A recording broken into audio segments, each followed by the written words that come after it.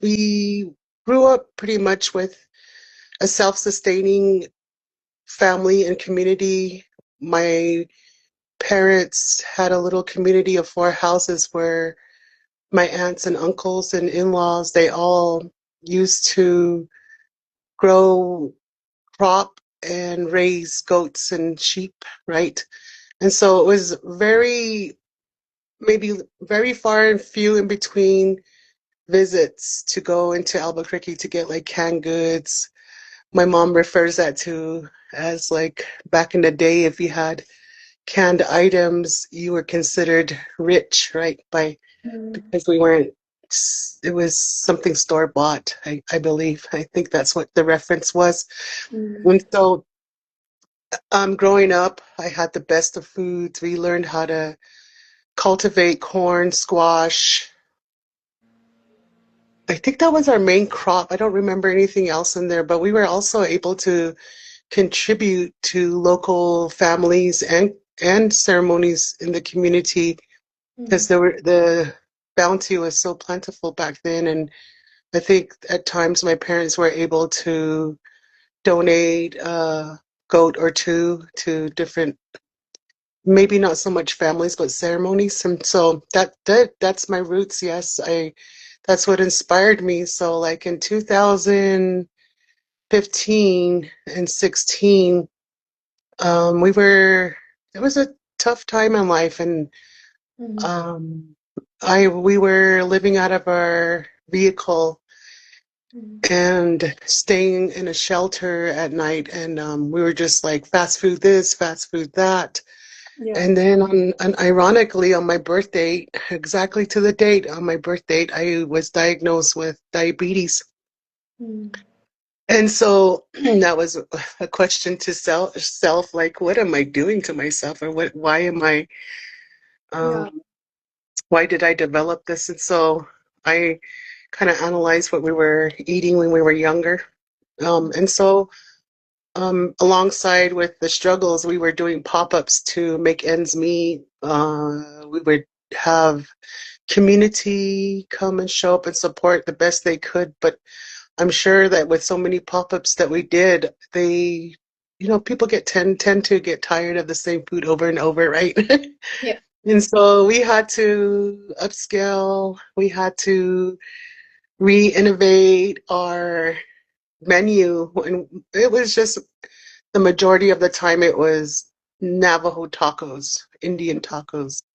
Mhm. So I started thinking about what I can incorporate. I remember eating a lot of blue corn. I remember sometimes our meals were only big squash, big pumpkin, which my mom would put in the oven or boil and just put just a little bit of sugar on there. That Mm. was a meal, that and maybe some water or I'm not. But I remember times where we had to. That's what sustained us, and so Mm. Um, food sovereignty is a big thing that inspires me to like be a knowledge keeper. I'm learning and teaching myself how to grow crop. This is going to be the first year where we plan to um, plant our own crops back on the reservation where my parents live. Wow. It's really important not only that we get to source where our foods come from, but we are keeping that tradition alive of food sovereignty and food sustainability. Right. And so, yeah, and so the journey really evolved from taking better care of myself and my family. And Mm. then that comes along with the belief also that food is medicine because the better we ate, the better we feel, right? And we also try to keep that traditional knowledge of foraging wild parsley, wild onions, wild tea, and even the juniper ash we incorporate that into our recipes. And oftentimes there's when we were doing pop-ups, we sometimes didn't get a lot of sales, Yeah. uh, and so that led to feeding our unsheltered relatives of Albuquerque, and we just started doing that on a regular basis with intention to do that, and not just because the food was left over, because of lack of sales. Mhm. But that continued up to date. We are established as a catering business. We have our own business license, Mhm. and we still contribute to the unsheltered relatives in forms of like don't being able to donate to people that are doing the work now because we're not able to. We're steady Mhm. busy with our own business and life and grandchildren and kids and school. So, Yeah, but yeah, we keep it's moving beautiful. forward. Yeah, I mean, that's incredible. I think just from how you grew up and how just the crops, how it was just so accessible to you guys. I would rather have grown up in that way of like eating versus like canned goods, you know? Oh yeah, yeah. So I think there's just more nutrients and more, I guess, value behind it. And then also your parents have to like work hard to feed you guys. So that's another skill. I think that's lost today. Um, but how does your work uplift and serve your community? I know you touched on how you do give back, but are there other areas where you guys uplift the Navajo Nation or just the city of Albuquerque or its surrounding areas? Well, first it starts with reciprocity, right? And so we covered that. But I also feel like we give back to the community by making sure that they get healthy, well thought out recipes with quality foods, with quality ingredients, first of all, too. And so we try to source like our meats, we try to source all of our corn and know where it came from. Right now, we primarily use Santa Ana grain mill, which is in Santa Ana Pueblo. Okay. So they have a really good source of corn, and they can sustain us by the amounts that we go through. We have a lot. And so I feel like we uplift the Navajo Nation by our recipes because our food isn't traditional per se, but it's inspired by the matriarchs that I grew up in kitchens with. Like in ceremony, they would say, "This is how you make it." They were saying they would give me a demo. In fact, when I was a freshman in college at CSU, one of the matriarchs, her name was I don't think I should say her name, but she was a matriarch in our community. I'm only not mentioning her because she's made her journey, and but she uh, guided me through telephone. Back then, we didn't have video or anything, Mhm. and she guided me how to make my first batch of blue corn mush. It came out lumpy, lumpy, lumpy, but I still presented it to the class because I guess my subconscious knew all along that this is something that I wanted to do in the future. And I was like, what, maybe 16, 17 at the time, and I got an A in that class. It was public speaking. So we had to do a demonstration, and I did the blue corn mush. And so I've learned not only through ceremony, but also in spaces like college, where the matriarchs uplifted me. And so I try to do that in return. Like I try to uplift the children in the urban settings by letting them know that this is still available, that you could still throw a little bit of blue corn into some cupcakes and make it a little bit healthier. You can throw the blue corn into your dough to make it a little bit more um, it's friendlier for your digestive system and just thoughts like that, well thought out stuff and menus that so I also like to work with the farmers and uplift them here in the valley. There's not a whole lot that well, there's quite a bit that I work with, but there's not a whole lot. Um, depend. Not, how am I trying to say this? It's Like, seasonal. Seasonal okay. items is what I'm trying to say. So some items are available right now. Pumpkin is available, and of course, blue corn is always available year round, depending on the crops and stuff. And so I've used like one farmer primarily for all my corn one year, and then one year we were able to grow our own corn, and Mhm. so that was like for really special settings, and we saved the seeds from that too.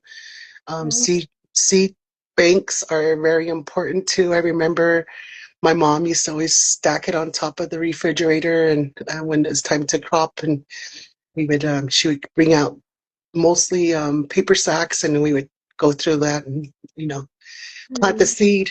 So in retrospect, it's kind of like planting the seed of the youth to like this is what you could eat. This is your ancestors' food, and then yeah, just start with our Cleo's Blue Corn Kitchen. It was time immemorial, right. No, yeah, that's so true. I think, yeah, the work that you do is incredible.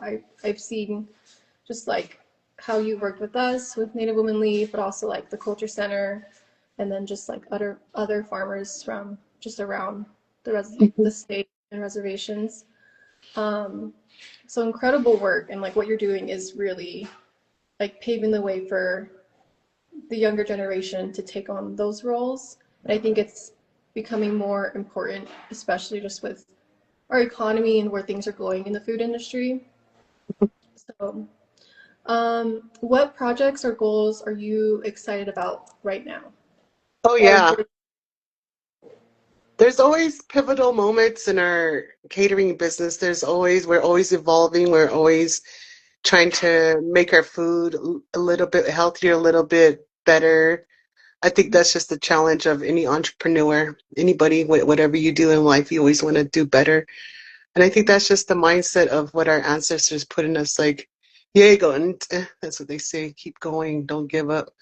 Mhm. So uh we find ourselves like in the after December, January, February, March, we did find ourselves kind of slowing down and trying to make ends meet again. So that challenges us. Like, what can I do to not have those gaps of, um, I don't want to call it unsustainability, but it's more like challenges, trying to kind of make it ends meet again. So you kind of feel where you've come from, which is very humbling, and I Mhm. honor that.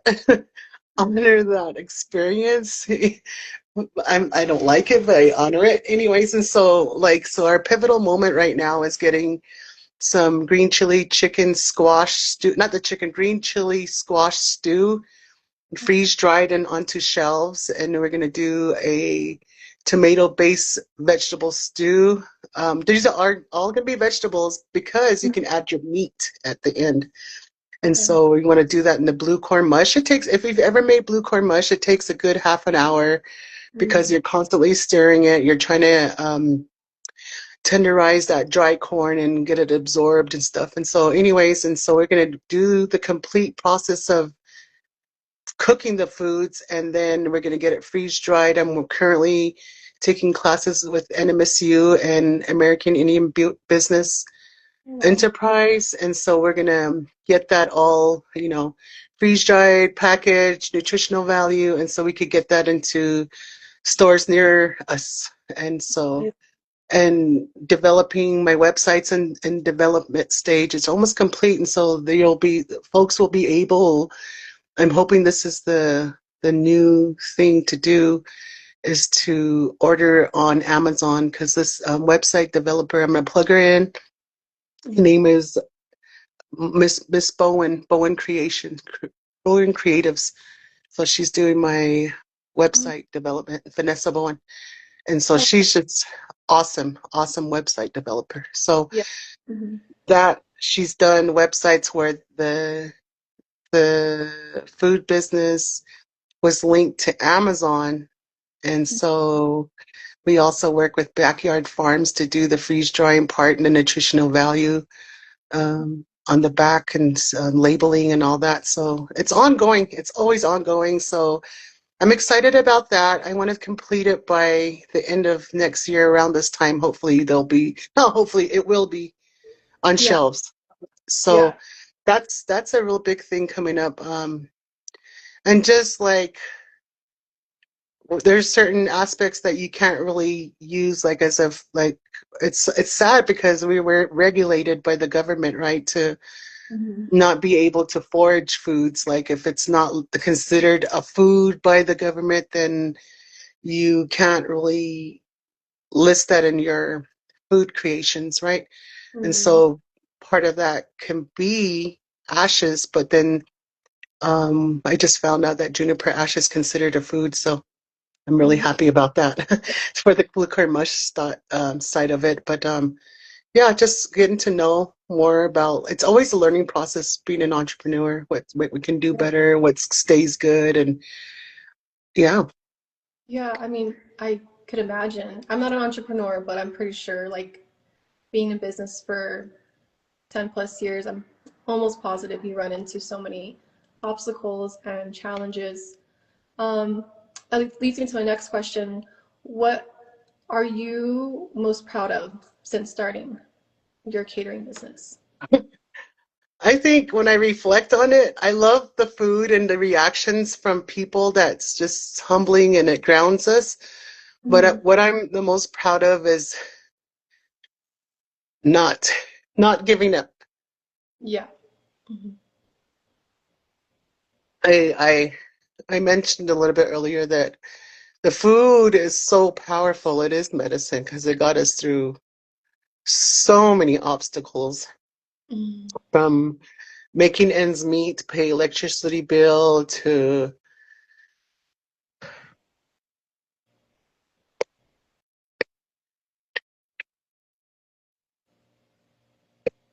excuse me, Yeah, take your. to I get emotional when I think about this because Hmm. I'll always have a home, that's for sure. Hmm. But living in urban settings was challenging at times. It still is challenging. So Hmm. having your children in tow Hmm. with your brand new baby, grandbaby, newborn in situations where we were recipients of soup kitchens Hmm.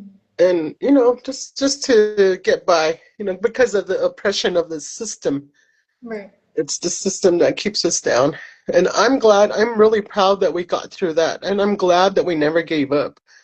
And I'm Hmm. glad we continue to put one foot in front of the other every day, no Yeah. matter what. Even if it's a bad day, we still get up and we rise to the challenge.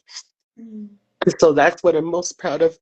And that instills the same concept. Like I tell my kids every day, like to keep going, giving up is not an option. Yeah. And then the little ones as they're going out the door, I always because you're the master, you're the key, you hold the key to your own happiness and destination. And so I tell the little ones, I have a 12-year-old and then I have an 8-year-old grandson. And as they're going out the door, I always tell them, don't let anybody take your happiness because that's kind of my goal is just to stay happy. And even if I'm not happy, even if I'm grouchy, I still try to at some point of the day laugh or smile or take in something that really means a lot to me. And just being like one thing is like my father always tells me, if you're going to do something in life, do it well. That's a quote that he always told me, and it sticks and it resonates with me. And then Hmm. another one is with my brother. He always says, "Stay in the moment." Like, and so Hmm. that helps me to go move forward, like every day. So, but most proud moments is just the resilience that we have, and I get that from my ancestors. I'm sure I get that from my nullies, my grandmas, my chays, and so I'm just a product of their prayers and their resilience to be here. I'm here to be able to share the knowledge of blue corn. I'm not the expert. I'm sure there's others that know more about like the origin of it, but I just know from life experience of how to put that on the table and how to put that in my stomach and how to make that good for people. It's been a trial and well, not really a trial, but it's really been an experience and a journey. If you would have told me like 10 years ago, this is what I would be primarily doing, I'd be like, oh, probably kind of believe it, but then I was just more like, okay. Hmm. But yeah, it's just I guess, and then listening is a big thing that you have to do to make things better for yourself and for others. Yeah. No, Yeah. that's so beautiful, Cleo. I think even just like you said, we're the fruits of like our ancestors' prayers, and like Hmm. we get to carry on not only like those prayers, but like their spirit, like it always will live in us, and therefore we pass it down to our children. Oh So yes. I think, yeah, it's just giving up is just not in our nature. Yes. And it's just that's something I'm very proud of as being an Indigenous woman. And I see like that in you, and I see that in other Indigenous women. Like they just don't give up, like they keep going, and we Mm-hmm. have a reason to keep going. Um, so yeah, and it's just it's so easy to like see women like you and just want to follow your footsteps, not just because of the work that you do, but like it's the heart behind it. I Mm-hmm. think one thing about you is like being around you, it's so easy to just support you and love you and just see you thrive. It's just you're like you said, like you when you're having a hard day, you still carry your heart on your sleeve and you still show people kindness. And I just that's amazing. I love that. Um, Thank what you. advice? Yeah, what advice? It's our last question. What advice would you give to the next generation of Native women leaders slash entrepreneurs? I think as an entrepreneur, you got to show up for yourself.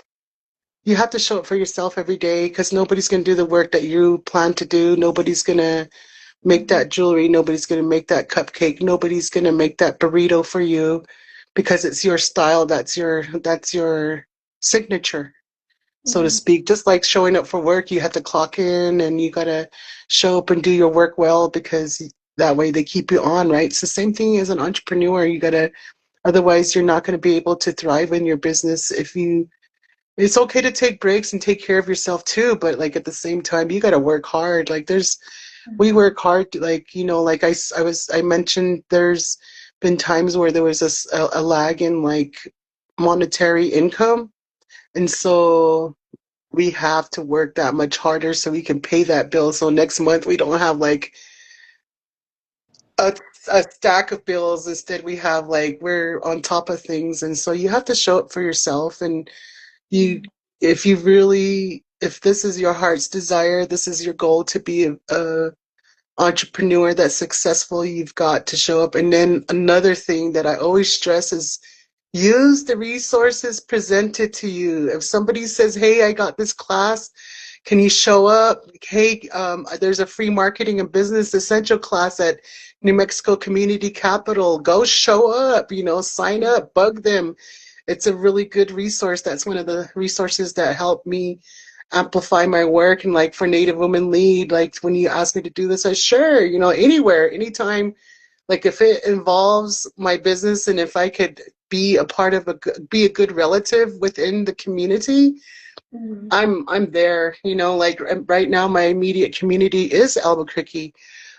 I come from Torreon, New Mexico, not Jean, aka Wolf Stand, but um, this right now, my immediate community is here. My front door is here. My bed is here.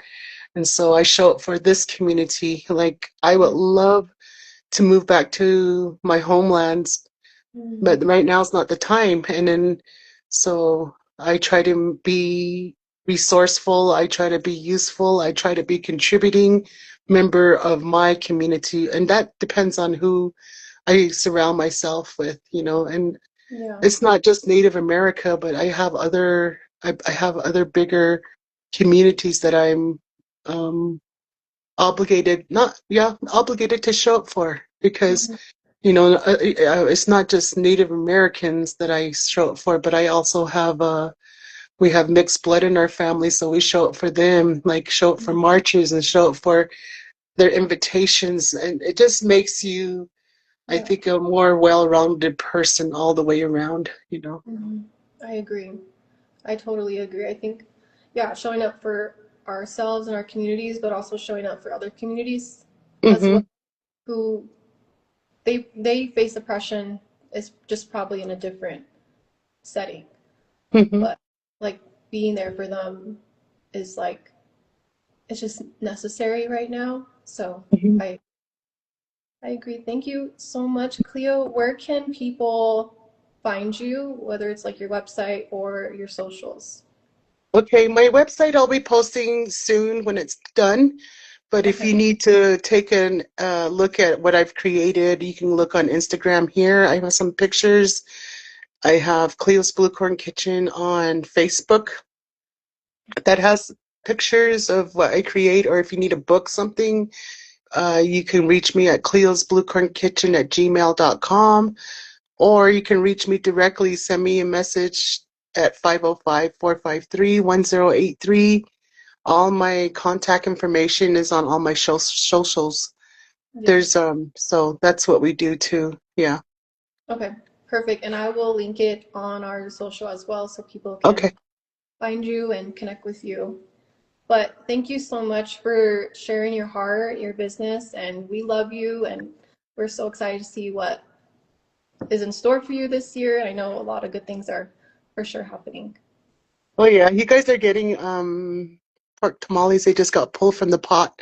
Oh, And you're really? gonna get like green chili chicken enchiladas and some cupcakes.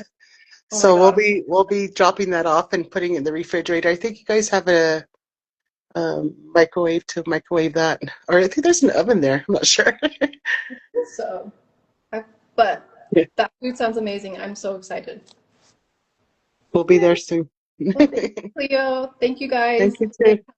have a good rest of your day. And Hi thank you. everybody. Thanks for listening in. Thanks, Sharana. Hi Bye. brother. Later.